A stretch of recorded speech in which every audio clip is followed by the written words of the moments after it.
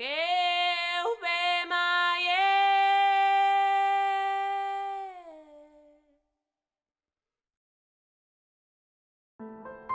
was born in a little town by the name of Pronatin. It was a beautiful village, and we were the only Jewish family living there. My father and mother owned the inn, which was located in a beautiful mountains surrounded by forests and a lake. The war broke out, and the Russians invaded our cities and our town. They burned down the inn, and we had to run away. 12 o'clock at night, my mother picked up the children. We were 4 small children. She picked us up, and we ran down to the river. And we were hiding in the forest by the river all night. When we got up in the morning, we came back to the inn. Everything was burnt to the ground. We had no place to go, and we were scared. And we went to one of the neighbors, asked them they would take us in, and the neighbor refused. We tried another neighbor. She was kind enough to take us in. That morning, she put us all into a wagon and covered us with straw and got us and took us to the big city where my grandparents lived. All this time, my father was in America. You have to censor me out of those. We lived with my grandmother and grandfather in the city of Taranto. He must be hungry if he The Russians were all over the place. There were Cossacks with big knives, soldiers with spears. They were going around robbing, burning, and raping women. One night, they attacked our house, and we all ran out through a little window which was located in the back of the house, and we ran through the city until we got to a synagogue, and this is where we were hiding. When we got back in the morning, they took everything, food, clothes, whatever was in the house was taken out. This is how we lived. Then came one day when they picked my mother up and they put her in a sort of a jail with many of the other people. I was a little girl, and every morning my grandma used to send me with some tea, bread, and some other whatever food you could find in the house. I used to bring it to my mother to jail. I used to stand downstairs in the freezing cold until they opened the gate, and then they would take the little basket with the food and bring it up to my mother. Finally, one day I came, and my mother was gone.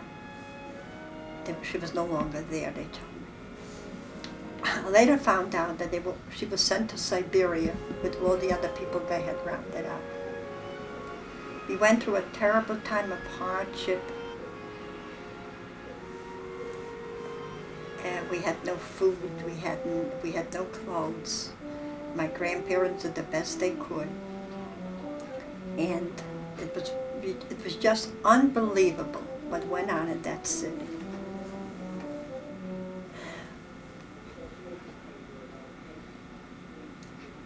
Then the Polish soldiers invaded our city. They chased the Russians out.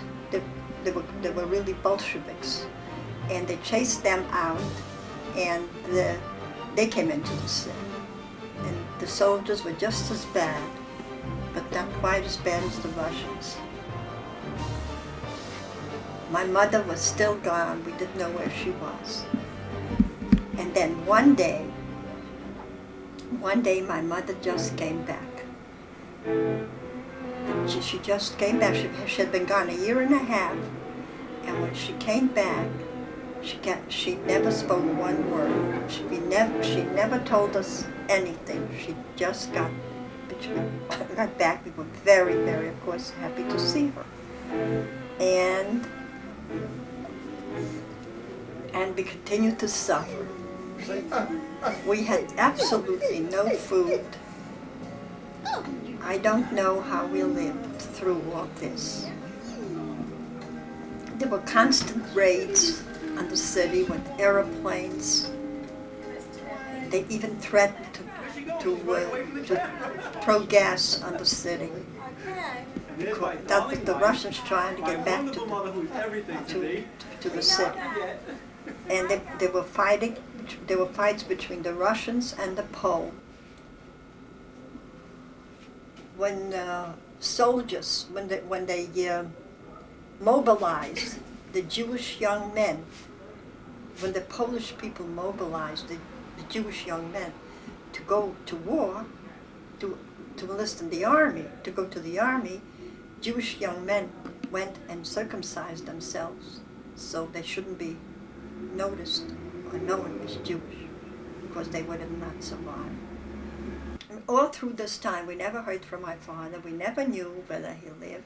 He never knew about us, but that we lived. There was no communication of any kind, even though we went to the Red Cross and tried to get in touch with him.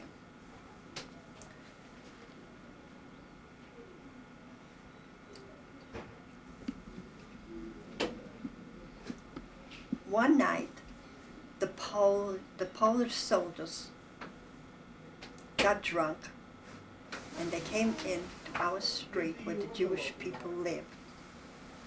And as luck would have it, they knocked at our door. My grandfather, who was a very religious man with a long beard, went to open the door because they almost knocked the door down. 4 soldiers came in with spears looking for women. Luckily, my mother was not at home at that time. She had gone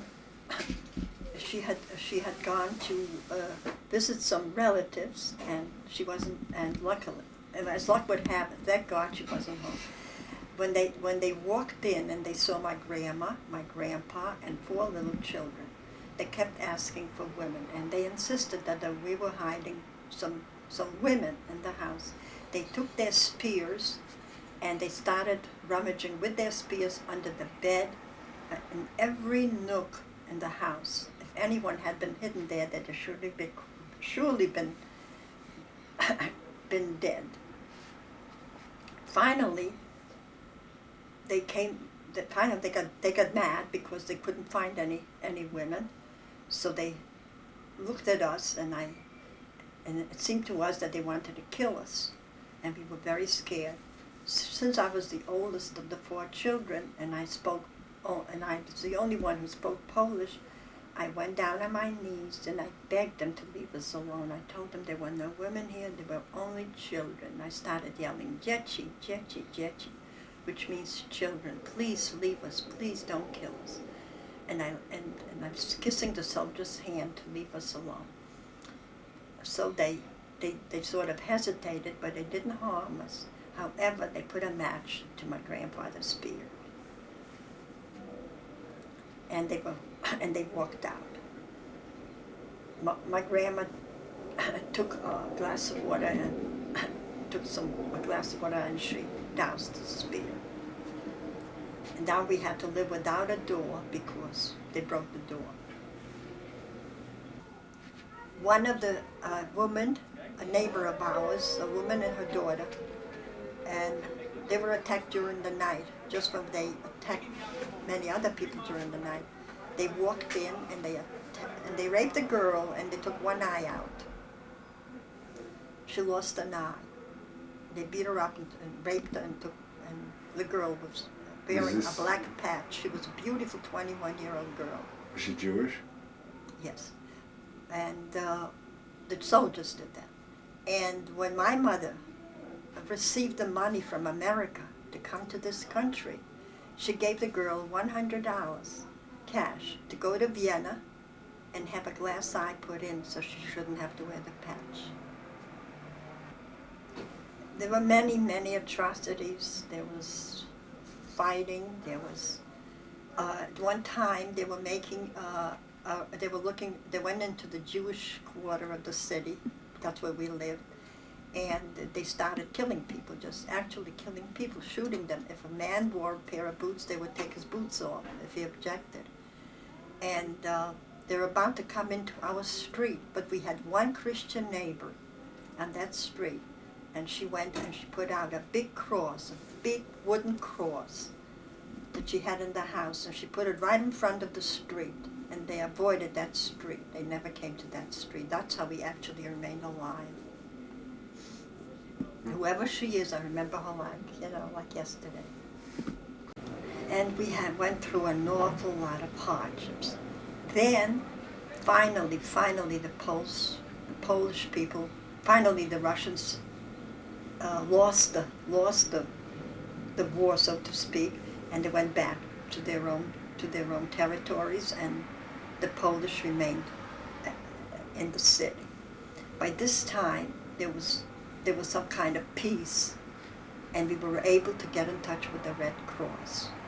And we got word that my father is okay, and he sent us money. He sent us the first money.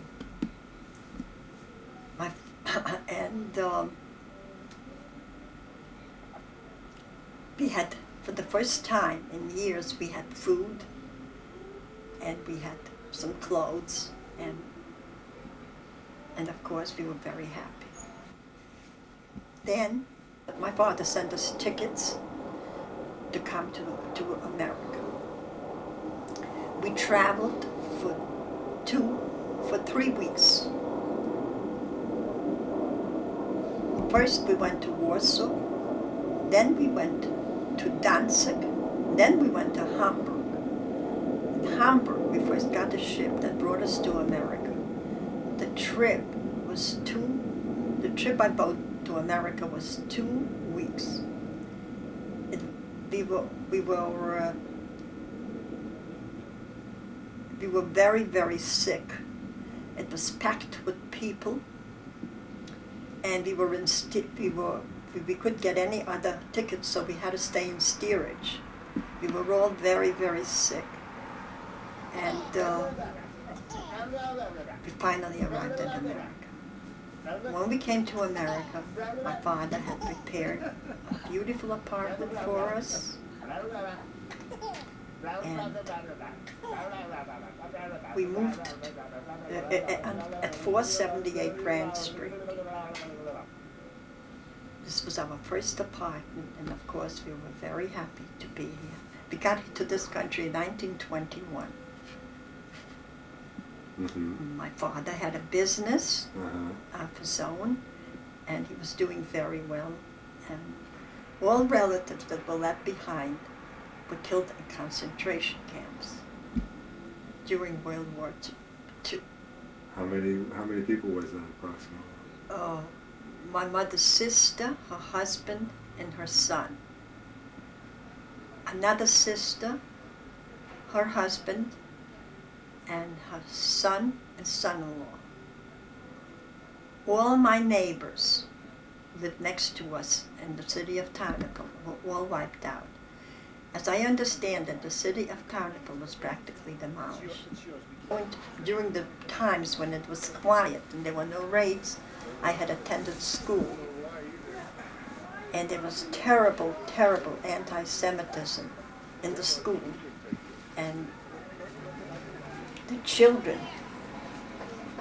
that sat in back of me would take a scissor and cut my hair off.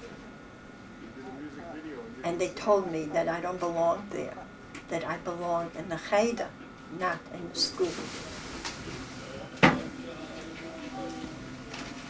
And if Jewish people walked by anywhere where there was a Polish, where there were Polish people living, you could not go there because they would throw stones, rocks at you, and somehow they would recognize that you were Jewish. And it was terrible, terrible.